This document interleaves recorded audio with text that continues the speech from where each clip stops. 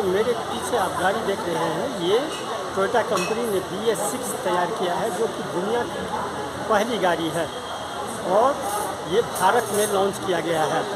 इसकी खासियत कई है और ये काफ़ी यहाँ के जो किसान हैं या फिर कृषि उत्पादक जो भी हैं, सो उनके लिए बहुत ही लाभदायक गाड़ी साबित हो सकती है। भारत कृषि प्रधान देश है और भारत में धान की खेती, ईख की खेती काफ़ी होती है। पराली का संकट भी होता है और उस संकट को ये गाड़ी दूर कर सकती है, किसानों की आमदनी में काफ़ी वृद्धि कर सकती है।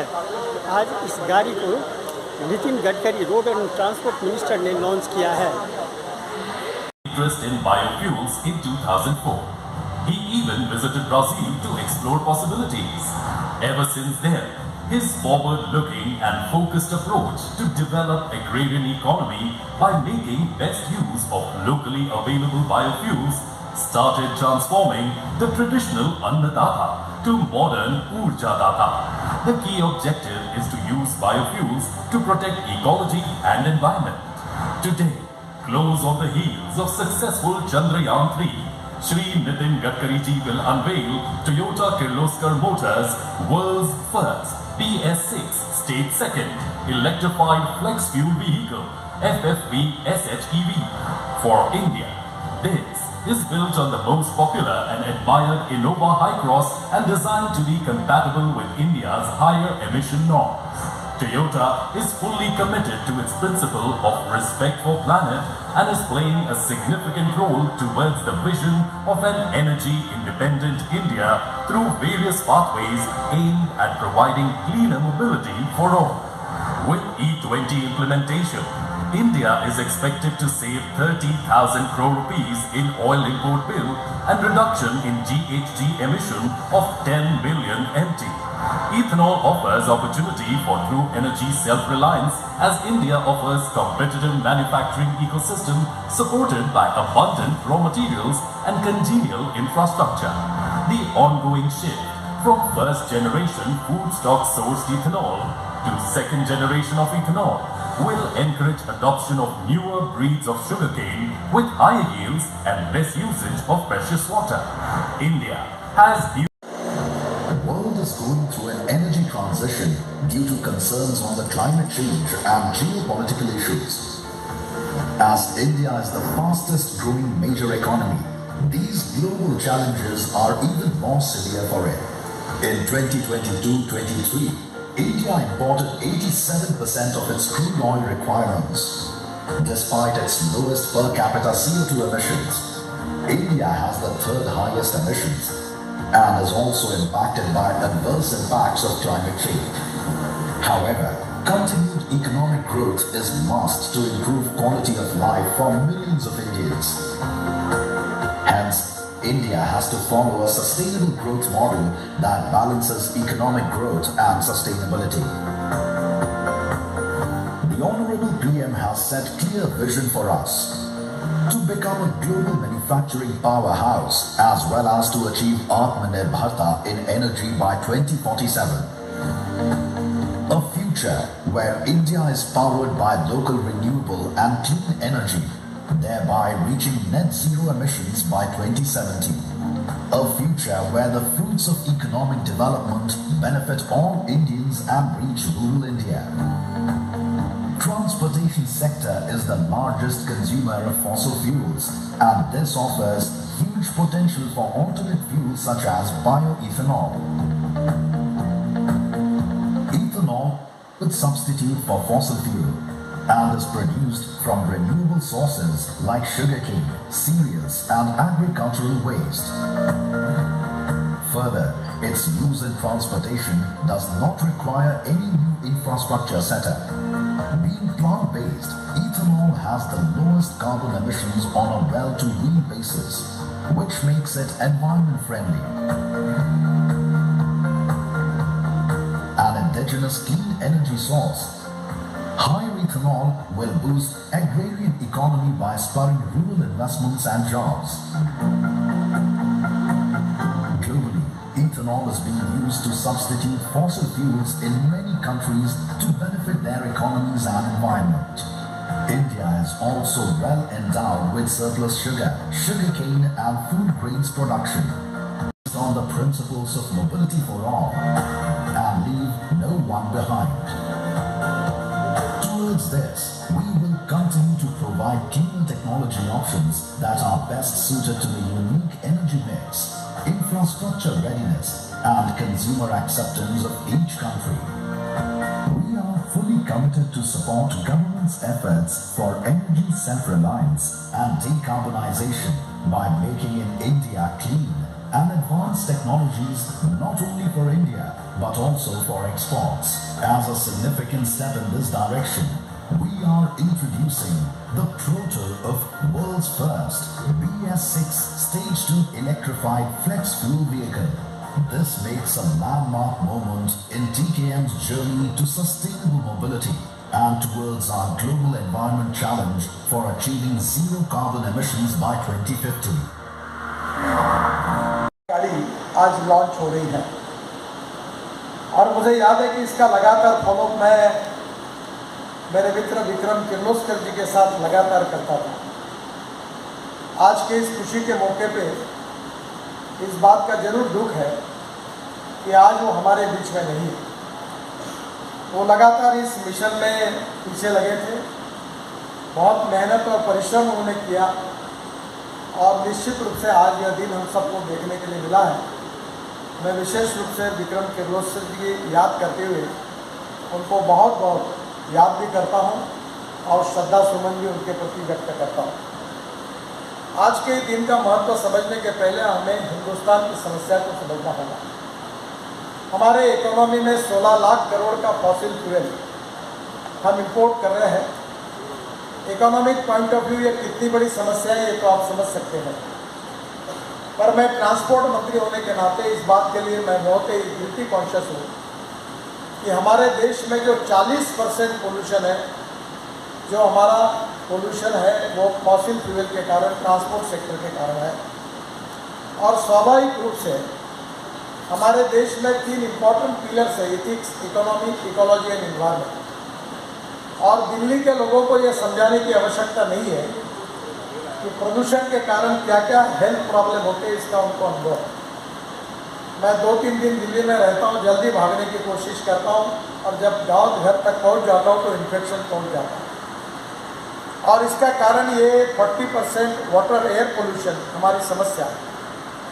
मुझे बहुत खुशी है, मैं विशेष रूप से पेट्रोलियम मंत्री हरदीप पुरी जी का बहुत बहुत अभिनंदन करूंगा और देश की जनता के द्वारा उनको धन्यवाद दूंगा कि हमारे इंडियन ऑयल ने इसमें बहुत अच्छा काम किया।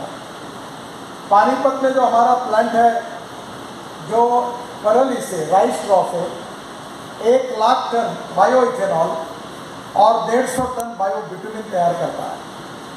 और मैंने वैद्य साहब को एश्योर किया था कि तुम्हारा बिटुमिन जितना भी बनोगे मैं खरीद लूँगा, क्योंकि हमारे देश में 80 लाख टन बिटुमिन लगता है, 50 लाख टन इंडियन रिफाइनरी देती है और हमारा 30 लाख टन बिटुमिन इंपोर्ट होता है। और सेंट्रल रिसर्च ऑर्गेनाइजेशन और आपका इंस्टीट्यूट देहरादून का दोनों ने मिलकर एक छोटा मशीन तैयार किया है जो अभी प्रूव हो गया है, टेक्नोलॉजी प्रूवन हो गई है, जो परली से वो बायो बिटुमिन बनाती है। और मुझे बहुत खुशी है कि पुरी जी आपके नेतृत्व में आपने अभी विस्तारा एयरलाइंस का एक फ्लाइट 50% बायो एविएशन फ्यूल डालकर यशस्वी रूप से चलाने का उपक्रम किया है। दूसरी बात आपने और अच्छी की है कि जब धर्मेंद्र प्रधान पेट्रोलियम मंत्री थे तब हमने बहुत इनिशिएटिव लिया था और स्पाइस जेट का एक विमान देहरादून से दिल्ली 50% बायो एविएशन फ्यूल डाल कर लाया था। जब ये विमान लाया था तो अजय सिंह जो स्पाइस जेट के मालिक है, वो मैं जब उनको आग्रह कर रहा था कि ये ट्रायल लेना है तो बड़ा संकोच कर रहे थे, बोल रहे थे मेरा मशीन बिगड़ जाएगा तो क्या होगा, एक्सीडेंट होगा तो क्या होगा। तब उनको विश्वास दिया कि एक्सीडेंट नहीं होगा, 100% सक्सेसफुल होगा। और आखिरी मैंने उनको डांटते हुए कहा कि तेरे बहुत काम करके दिए हैं, एक आधा हवाई जहाज हमारे घर बिगड़ जाता तो चिंता मत कर, तेरे को ये करना पड़ेगा। और मुझे खुशी है कि स्पाइस जेट का हवाई जहाज 50% एविएशन फ्यूल डाल के आया। मुझे बहुत खुशी है कि सरकार में कुछ बहुत लोग अच्छा काम करते हैं। आपके फरीदाबाद के इंडियन ऑयल के रिसर्च लेबॉर्ट्री ने अब वो ये जो bio vitamin 150 ton per day बनाना था, शायद वो सोच रहे हैं कि हम बायो एविएशन फ्यूल बनाएंगे। और आने वाले समय में वर्ल्ड में ये रेगुलेशन आ रहा है कि 2% वो एविएशन फ्यूल में 2% बायो एविएशन फ्यूल जाएगी। तो आपके नेतृत्व में नए अध्याय की शुरुआत हो रही है। मैं पेट्रोलियम मंत्रालय को आदरणीय वैद्य हमारे इंडियन ऑयल के चेयरमैन, जिन्होंने बायो फ्यूल में बड़ा इंटरेस्ट लिया, और राम कुमार जी और पूरे टीम को, पुरी जी के नेतृत्व में जो काम कर रहे हैं उसके लिए बहुत बहुत धन्यवाद दूंगा और उनका अभिनंदन करूंगा। और एक दूसरी बात है जिसके लिए मैं पुरी जी को धन्यवाद दूंगा कि बीच में हमारे इथेनॉल का रेट, जो राइस से इथेनॉल बनता था वो 56 रुपये था, और कॉर्न से बनता था वो भी 56 रुपीज़ था। अब उन्होंने कॉर्न का रेट शायद 54 की 54 किया है, शायद 54 किया है, और राइस का भी 54 किया है। तो मुझे लगता है कि इसके कारण इंडस्ट्री को बहुत बड़ा प्रोत्साहन मिला है देश के किसानों की ओर से, क्योंकि ये इंडस्ट्री किसानों के लिए योगदान देने वाली है। और मैं आपका अभिनंदन करता हूँ, आपको बहुत बहुत धन्यवाद देता हूँ। पहली बात, आज के दिन का महत्व अगर समझना होगा तो हिंदुस्तान की परिस्थिति को समझना बहुत आवश्यक है। वो 22 से 24% मैन्युफैक्चरिंग सेक्टर से आता है और 52 से 54% सर्विस सेक्टर से आता है। और हमारे देश में एग्रीकल्चर एंड अलाइड इंडस्ट्रीज का कंट्रीब्यूशन केवल 12% है।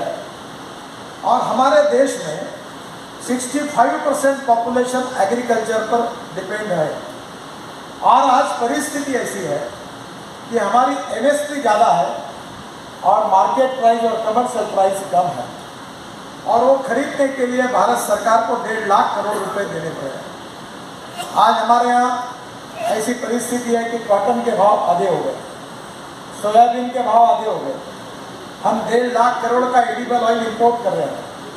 और विशेष रूप से शुगर इस साल अच्छे हैं, पर आज तक हमारी बीमारी थी sugar surplus, corn surplus, rice surplus, wheat surplus, और एमएसपी से भी नीचे हमारे भाव चले गए थे।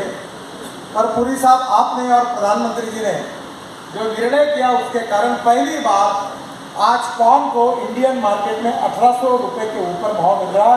इसके कारण आपने इथेनॉल की परमिशन दी, और इसलिए मुझे बहुत खुशी है कि इथेनॉल की इकोनॉमी जिस दिन 2 लाख करोड़ की बनेगी, उस दिन एग्रीकल्चर ग्रोथ रेट जो 12% है वो 20% तक पहुंचेगा। और हमारे प्रधानमंत्री जी ने 120 डिस्ट्रिक्ट जो हमारे एस्पिरेंट डिस्ट्रिक्ट निकाले हैं, 500 ब्लॉक्स निकाले हैं जो socially, economical, socially, education, health सब में पिछड़े हुए हैं, उन क्षेत्र की इकोनॉमी बढ़ेगी, नए रोजगार निर्माण होंगे, तो गांव गरीब मजदूर किसान का कल्याण होगा और देश में आत्मनिर्भर भारत का सपना पूरा होगा।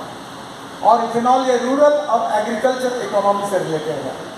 आपने बहुत अच्छा काम किया कि इंडियन ऑयल ने आसाम में नुमालीगढ़ में एक रिफाइनरी डाली है जहां बाम्बू से बायो इथेनॉल बना रहे हैं। मुझे बहुत खुशी है कि उसकी कैपिटल कॉस्ट ज़्यादा है, पर आपने इंडियन ऑयल ने हिम्मत से ये प्रयोग किया।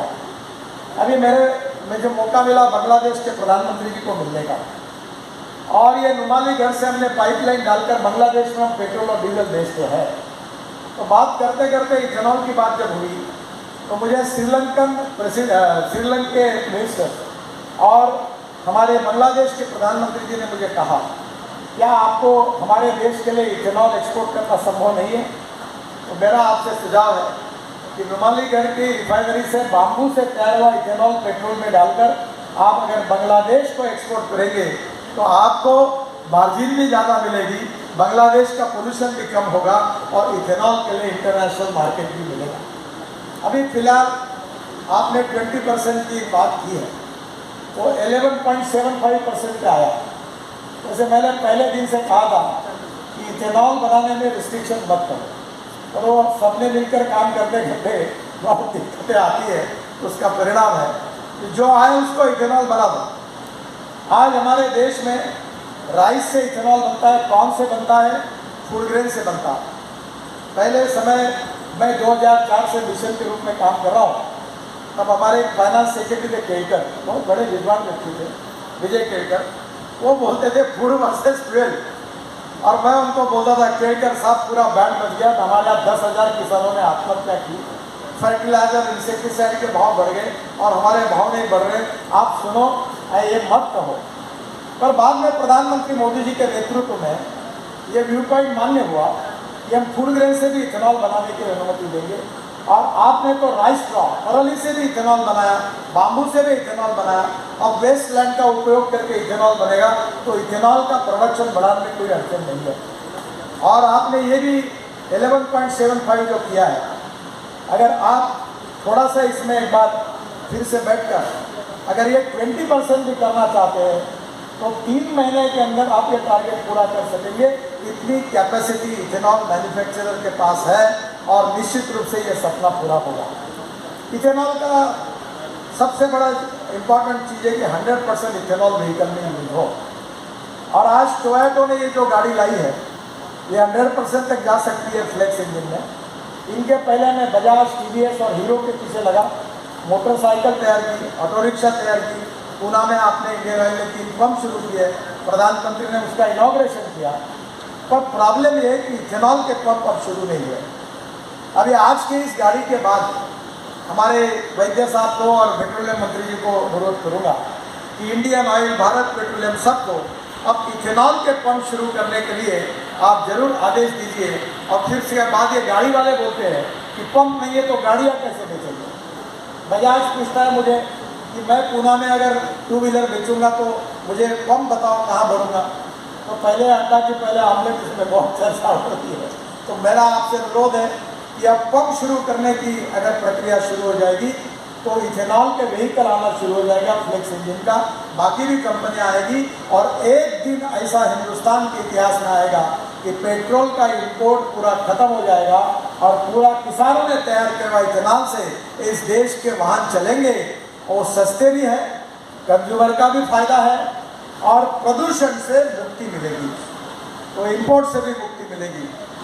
और एक महत्वपूर्ण बात है जो मैं आपसे रिक्वेस्ट करूंगा कि हमारे यहाँ विशेष रूप से सबसे बड़ी समस्या जो है वो विशेष रूप से डीजल के पोल्यूशन की है। अब कंस्ट्रक्शन इक्विपमेंट में इलेक्ट्रिक आ गई, अब आपके ही नेतृत्व में 10,000 इलेक्ट्रिक गाड़ियाँ आ रही है। और इलेक्ट्रिक गाड़ी में तो बहुत ही अच्छी बात है। और मैं अभी टाटा के साथ लगभग अंतिम इसमें आया हूँ कि दिल्ली से जयपुर में केबल डालकर इलेक्ट्रिक हाईवे बना रहा, ताकि 3 बसें जोड़कर जाएगी, बिजनेस क्लास जैसी सीट रहेगी और डीजल के तुलना में 30% रेट कम होगा और पब्लिक ट्रांसपोर्ट को कंफर्टेबल और अच्छा करने से लोग गाड़ियों के बजाय उसमें जाएंगे। कभी कभी मुझे लगता है मैंने अच्छा किया कि बुरा किया। ये ऑटोमोबाइल इंडस्ट्री के चेहरे पे जितने ये जो हंसी आ रही है, इसका कारण हमने देश में रोड इंफ्रास्ट्रक्चर को इतना बड़ा किया है कि अब हर आदमी गाड़ी खरीद रहा है। और मैं जब इस मिनिस्ट्री में आया था तो हमारी इंडस्ट्री का साइज 4.5 लाख करोड़ था, अभी इंडस्ट्री का साइज 12.5 लाख करोड़ हुआ है।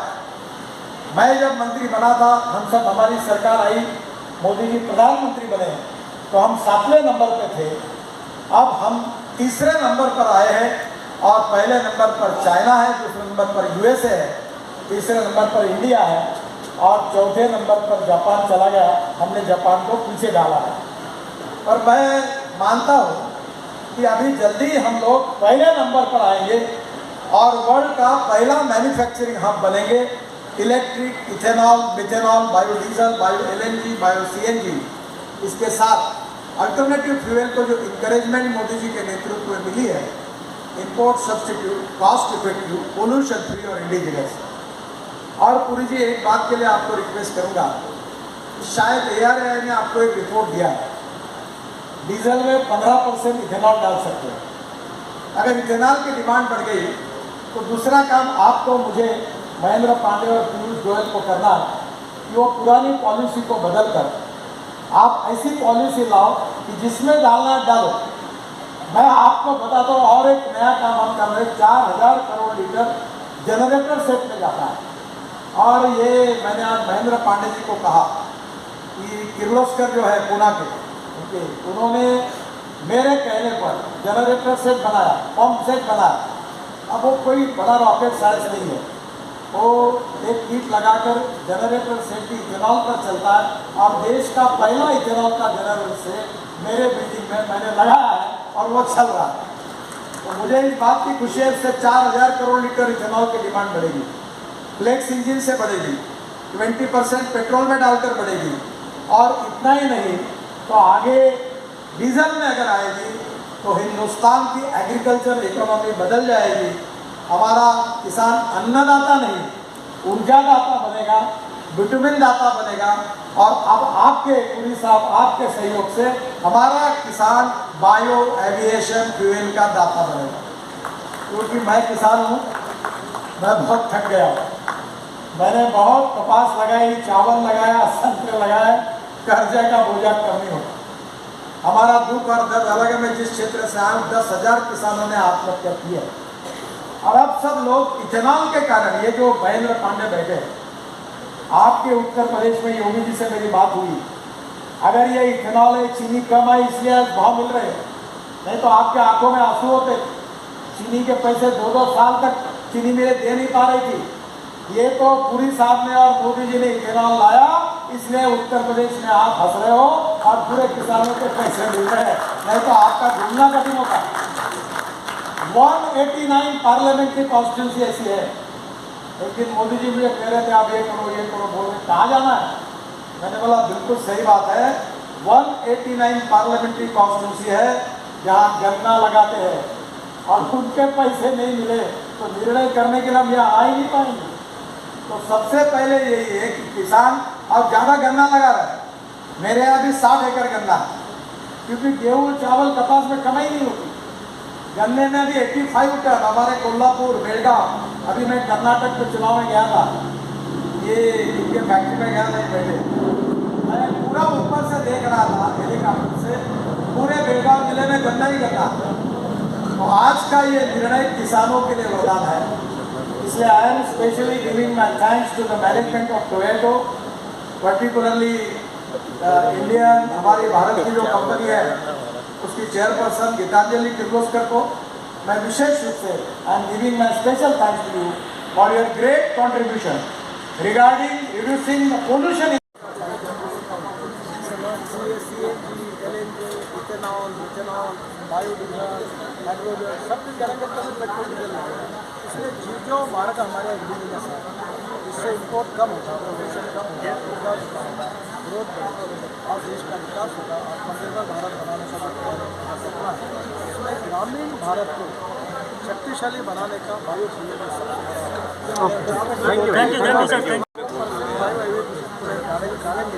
इथेनॉल से बायो एविएशन फ्यूल भी बनेगा और बर्ली से बनेगा। ये एक रिवोल्यूशन होगा। मैं ये बातें बहुत दिनों से करता हूँ, आप मेरे पर विश्वास नहीं करते। अब जब ये पूरा सच्चाई डीजल पे, ये कार का इंजन है और इसकी मजबूती के कई कारण बता रहे हैं।